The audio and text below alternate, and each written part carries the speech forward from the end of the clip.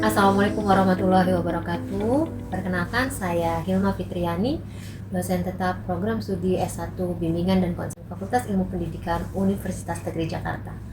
Video ini saya buat sebagai bagian dari penyusunan dokumen pernyataan diri dosen dalam unjuk kerja Tridharma Perguruan Tinggi atau PDD UKT-PT dalam kepesertaan saya pada sertifikasi dosen reguler sesi ke-1 tahun 2025. Pada kesempatan kali ini, saya akan menyampaikan mata kuliah pokok yang saya ampu, yaitu layanan komunitas. Suatu kehormatan dan kebahagiaan bagi saya diamanahkan mata kuliah ini oleh program studi S1 Bimbingan dan Konseling Fakultas Ilmu Pendidikan Universitas Negeri Jakarta dengan latar belakang pengalaman saya sebelumnya adalah pendamping bagi perempuan dan anak korban kekerasan. Mengingat mata kuliah ini berfokus pada perluasan layanan yang dapat disiapkan oleh guru bimbingan dan konseling di sekolah untuk isu-isu peserta didik yang perlu didampingi dalam perspektif layanan komunitas dengan jejaring kerja menjadi bagian yang berperan besar di dalamnya. Capaian pembelajaran dalam mata kuliah ini pada ranah sikap, mahasiswa diharapkan mampu bekerja sama dan memiliki kepekaan sosial serta kepedulian terhadap masyarakat dan lingkungan. Dalam ranah keterampilan umum, mahasiswa diharapkan mampu mengambil keputusan secara tepat dalam konteks penyelesaian masalah di bidang pendidikan, bimbingan dan konseling berdasarkan hasil analisis informasi dan data, mampu memelihara dan mengembangkan jaringan kerja bidang pendidikan, bimbingan dan konseling dengan pengawas, kepala sekolah, koordinator, sejawat, dan lain-lain, baik yang dilakukan secara langsung atau melalui media teknologi. Dalam ranah pengetahuan, mahasiswa diharapkan untuk bisa menguasai prinsip-prinsip pendekatan komunitas dalam mengupayakan peningkatan kesehatan mental, menguasai pengetahuan faktual tentang isu-isu problematika dalam kehidupan masyarakat yang diakses dari berbagai sumber terpercaya. Dalam ranah keterampilan khusus, mahasiswa diharapkan untuk mampu menyusun program bimbingan dan konseling yang komprehensif, memandirikan dan berwawasan perkembangan yang bersifat pencegahan, pengembangan, pemulihan, dan pemeliharaan pada jenis, jalur, dan jenjang satuan pendidikan, baik yang dilakukan secara langsung atau melalui media teknologi, dan juga mahasiswa diharapkan mampu membangun hubungan profesional yang efektif. Adapun bahan kajian pada mata kuliah ini adalah konsep dasar dan juga model layanan komunitas, strategi-strategi yang digunakan dalam layanan komunitas, perundang-undangan yang mendukung sasaran layanan, antara lain adalah Konvensi Hak Anak, Undang-Undang Perlindungan Anak, dan Undang-Undang Penghapusan Kekerasan dalam Rumah Tangga, kemudian juga penerapan strategi layanan komunitas dalam BK komprehensif dengan penggunaan aset komunitas di dalamnya. Metode pembelajaran yang digunakan dalam mata kuliah ini adalah case-based learning dan juga project-based learning dengan moda pembelajaran secara tatap muka. Pada case-based learning, mahasiswa banyak melakukan eksplorasi terhadap kasus-kasus untuk bisa membantu mengenali secara lebih baik isu-isu dalam bidang layanan pribadi, sosial, belajar, dan karir di dalam kasus-kasus, lalu kemudian mencoba untuk menentukan strategi pengentasan isu, lalu juga menentukan sumber daya yang bisa digunakan untuk membantu perwujudan dari strategi pengentasan isu tersebut. Dalam bentuk project-based learning, mahasiswa diharapkan mampu menghasilkan pemetaan aset komunitas yang dapat digunakan oleh sekolah-sekolah untuk mendampingi peserta didiknya dalam isu-isu yang membutuhkan strategi dengan menggunakan perspektif layanan komunitas.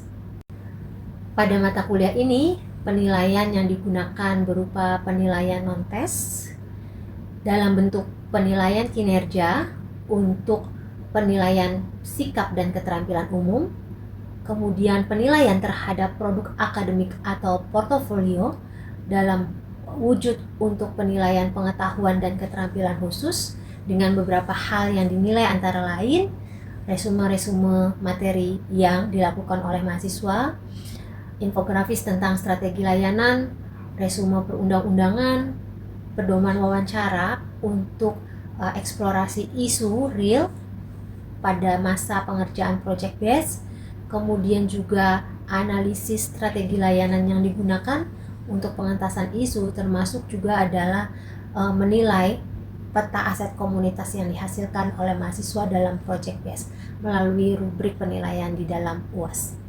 Berikut adalah proses pembelajaran pada mata kuliah layanan komunitas dengan menggunakan metode case-based learning pada sub capaian mata kuliah pemetaan aset komunitas.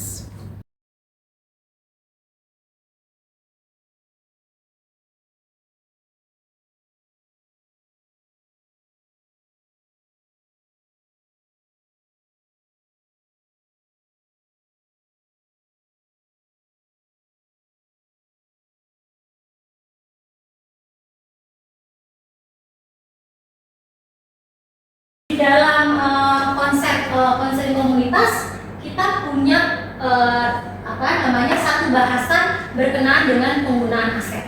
Nah, jadi kita hari ini akan membahas itu. Karena kebutuhannya besar, maka kita perlu kolaborasi, ya. Dan dalam upaya kolaborasi itu, maka kita harus tahu sumber daya apa yang tersedia, gitu ya. Oke. Nah, kita masuk dulu ke sini. Oke. Ini rumus yang saya suka ya. Bisa menjelaskan kepada saya pemaknaan rumus ini?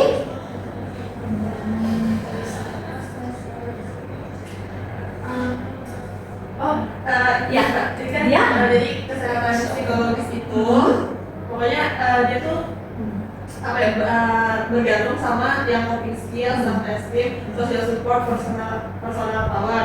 Terus juga dari organic faktor itu stres sama powerlessness. Nah jadi di sini tuh supaya kesehatan psikologisnya tuh kesehatan psikologis bagus kalau misalnya bagian yang atas tuh lebih besar daripada yang bawah gitu. Ya, benar. Karena target kita sangat tinggi, gitu ya. Berarti kita punya PR kan ningkatin yang atas ya, ningkatin pembilang gitu ya, dan memperkecil penyebut, gitu ya. Nah, urusan kita adalah itu. Bagaimana mengembangkan coping skill, peserta didik, self esteem, social support, personal power. Dia harus diperbesar sambil juga mengupayakan faktor-faktor di bawahnya menjadi kecil supaya hasil perhitungannya jadi besar, gitu ya. Nah, karena PR-nya banyak, maka kita harus melibatkan aset, gitu ya. Oke. Jadi konsep dalam pendekatan aset adalah komunitas, lingkungan, masyarakat. Kita udah belajar ya konsep ini ya. Komunitas itu siapa, lingkungan itu siapa, masyarakat itu siapa di pertemuan awal-awal ya. Bahwa komunitas, lingkungan, dan masyarakat mereka adalah co-producer dari kesejahteraan. Nah, jadi individu itu nggak bisa menghasilkan kesejahteraannya sendiri, ya, maka harus bekerja bersama, ya, dengan komunitas, lingkungan, dan masyarakat, gitu ya. Idenya setiap orang selalu punya sesuatu untuk disumbangkan, untuk menghadirkan kesejahteraan bagi si individu. Maka tadi psychological health-nya jadi besar, gitu kan? Oke. Ya, jadi you'll never work more. Nah, sebenarnya aset itu apa? Lalu siapa dan di mana adanya? Ya. Kita akan melihat bahwa ketika bicara tentang pengembangan komunitas berbasis aset, gitu ya. Pengembangan komunitas ini dalam arti adalah bagaimana kamu mendampingi peserta didikmu dengan pelibatan aset, gitu ya. Secara sederhananya seperti itu. Ya. Dia adalah sebuah perangkat kerja konseptual di mana orang dan organisasi merupakan aset untuk bisa melakukan perubahan di dalam masyarakat. Ya. Sementara pemetaan aset sendiri adalah proses mempelajari sumber daya apa saja yang tersedia di dalam komunitas. Jadi fokusnya adalah sumber daya. Oke.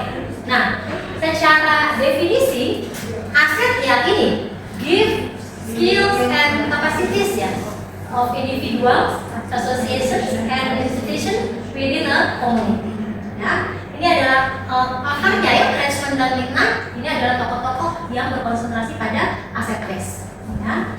Atau juga definisi yang lain adalah an item of value or dia punya nilai gitu ya, sesuatu yang punya nilai, yang berfungsi sebagai dukungan, sumber daya, kekuatan gitu ya. Jadi selama hal itu punya nilai dalam bentuk-bentuk mampu mendukung, mampu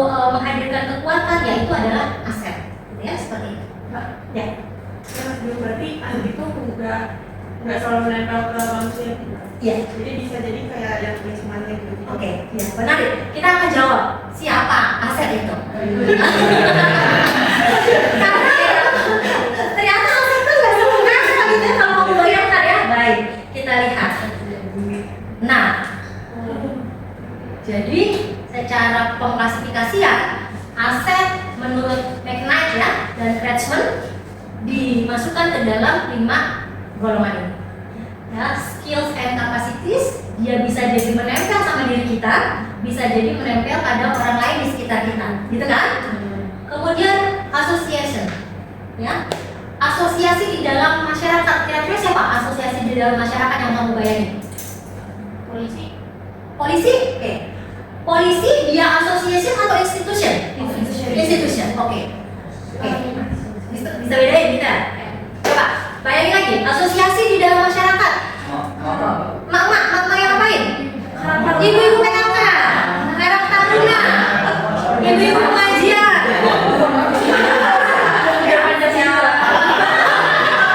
Pemuda Pancasila.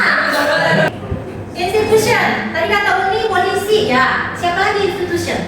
TNI. Sekolahan. Ya, sekolah itu institusi. Puskesmas. Rumah sakit. Damkar. Kemudian 2 aset lagi, potential for economic development. Satu lagi adalah land and physical building. Apa yang teman-teman bayangkan tentang aset ini? Pariwisata. Pariwisata, oke.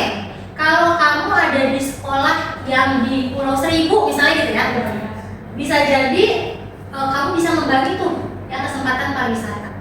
Kalau di Rawamangun, kira-kira potensial economic development-nya apa? Percetakan. Percetakan.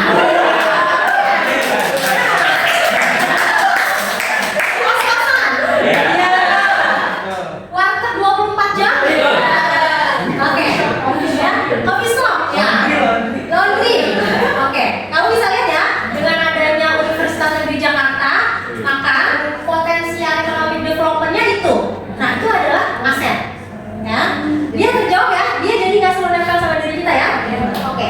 Kemudian land and physical building. Apa yang teman-teman bayangin? Tentang aset dalam wujud land and physical building. Ya, tanah dan bangunan. Kenapa tanah dan bangunan bisa jadi aset? Tempat penyelenggaraan. Tempat penyelenggaraan. Ya, kalau kamu ada di rumah yang sempit, kamu mungkin perlu berbahagia bersama dengan tetanggamu, ya, meliput bareng. Itu kan perlu space ya. Nah, maka tanah dan bangunan kosong di sekitar rumahmu bisa jadi tempat berkumpul, beraktivitas bersama, sehingga dia menghadirkan kebahagiaan, menghadirkan kesejahteraan sebagai target, gitu kan? Oke. Langkah pemetaan aset. Ya, gimana caranya memetakan aset? Nah, minggu lalu saya meminta teman-teman untuk membaca artikel ini. Oke. Sudah dibaca kan? Sudah. Oke. Kita sharing dulu apa yang teman-teman dapatkan dari artikel ini. Ya silakan. Kalau yang saya bacakan sebelumnya ini tentang siswa latin yang cuma bisa bahasa Latin aja. Oke. Dan mereka tuh ada beberapa masalah gitu, ada di kesulitan bahasa karena mungkin sumber bacaan yang mereka punya tuh rata-rata berbahasa Inggris gitu, dan juga dari ekonomi orang tuanya. Jadi like di jurnal ini, di artikel ini layanan yang dikasih sih dia tuh melibatkan orang tua untuk yang berkaitan sama nggak konseling komunikasi. Itu dia melibatkan orang tua, terus juga ada kegiatan mengajar bahasa Inggris gitu. Terus juga dari mereka mengedukasi anak-anak terkait pendidikan lanjutannya dan juga perencanaan karirnya. Oke, ya. Jadi ada strategi-strategi ya yang disiapkan sekolah untuk mendampingi peserta didik Latin ya, ketika mereka adalah kelompok minoritas di sekolah itu. Ya, oke. Teman-teman ada yang mau menambahkan?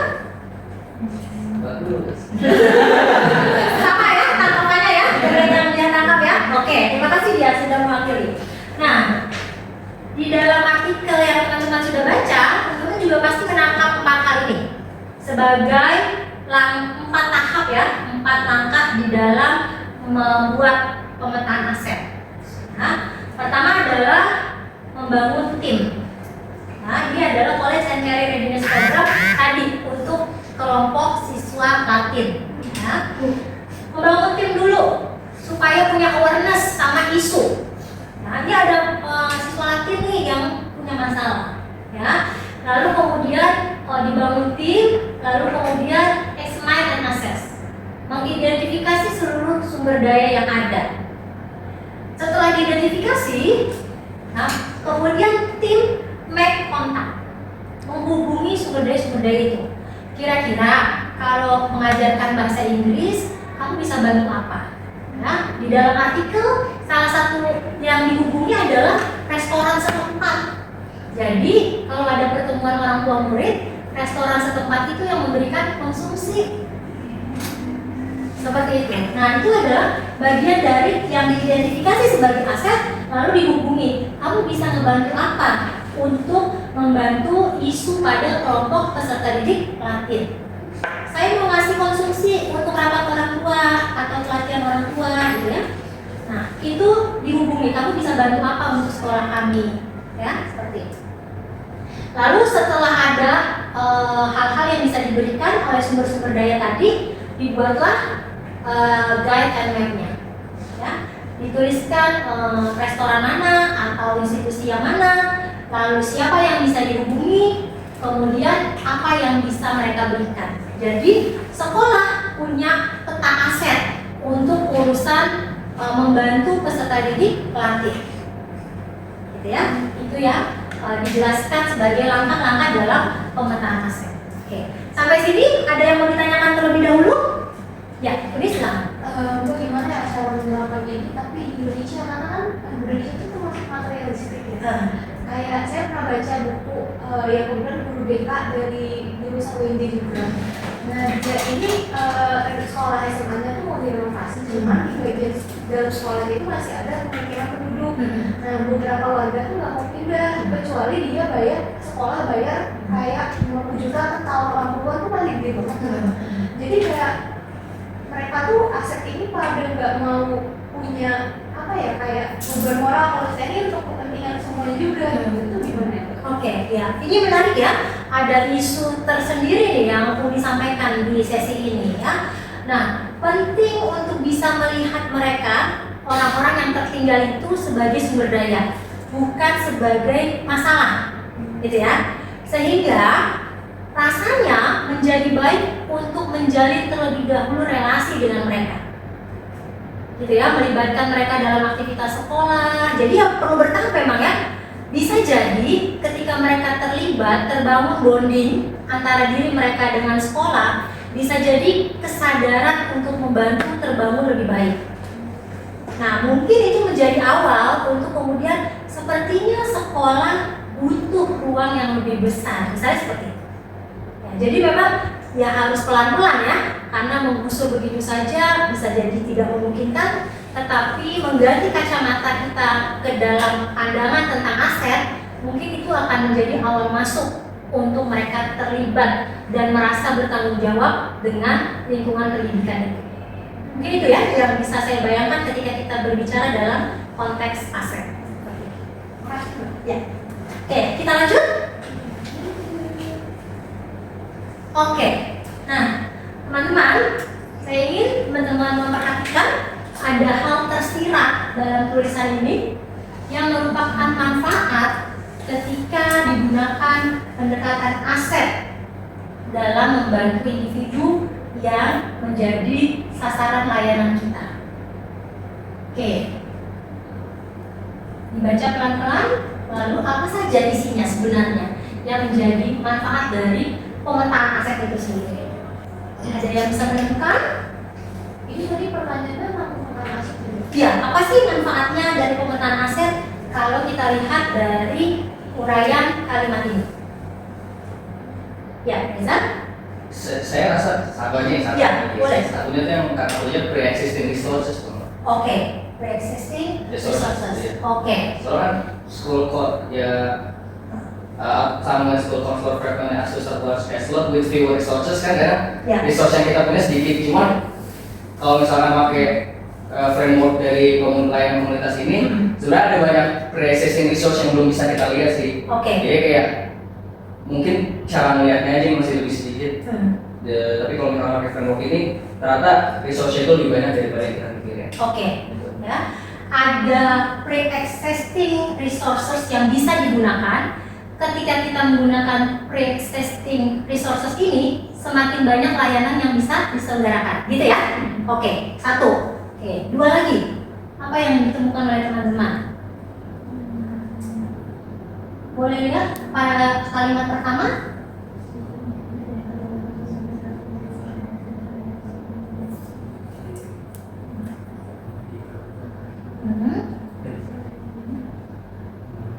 Ya, kalimat pertama Uni boleh cermati? Mungkin ya Mbak, Ya. itu mengidentifikasi kebutuhan populasi, tapi nggak memberatkan mereka juga. Oke. Artinya apa? Ada distribusi beban.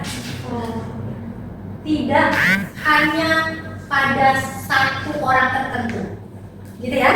Sehingga pemetaan aset memungkinkan untuk melakukan distribusi beban atau distribusi kebutuhan itu. Gitu ya? Oke, itu yang pertama ya. Yang kedua tadi yang Reza bilang, ada sumber daya yang dia akan memungkinkan layanan jadi lebih banyak untuk di delivery. Oke, yang ketiga, kalimat terakhir, the students learn. Ya. Sarah, Thomas? Oke, boleh.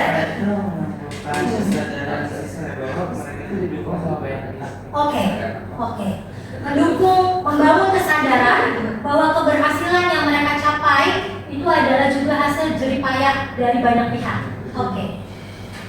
Sarah mau nambahin? Itu jadi ini sebuah investasi buat mereka. Oke, jadi investasi. Apa yang kira-kira terbangun pada individu, pada peserta didik yang merasa dibantu oleh lingkungannya? Harapan? Apalagi? Progres, oke. Artinya dia mengupayakan sesuatu yang jadi jauh lebih baik karena dia tahu perjuangannya juga adalah perjuangan banyak orang. Oke. Ini juga menimbulkan tanggung jawab kan? Iya. Iya. Gitu ya? Oke. Jadi ada setidaknya 3 hal ketika kita menggunakan kacamata aset di dalam menyiapkan layanan ya. Menghindari distribusi yang terfokus hanya pada satu orang, gitu ya, atau kemudian pemberdayaan sumber daya yang ada, dan juga membangun tanggung jawab ya pada individu yang kita bantu. Oke, nah, kita sudah belajar tentang aset. Saya ingin tahu bagaimana teman-teman memahami penggunaan aset di dalam kasus yang sudah saya bagikan ke teman-teman di awal pembelajaran tadi. Silakan berdiskusi untuk menjawab 3 pertanyaan tersebut. Saya akan membagikan lembar untuk menuliskan hasil jawaban teman-teman ya.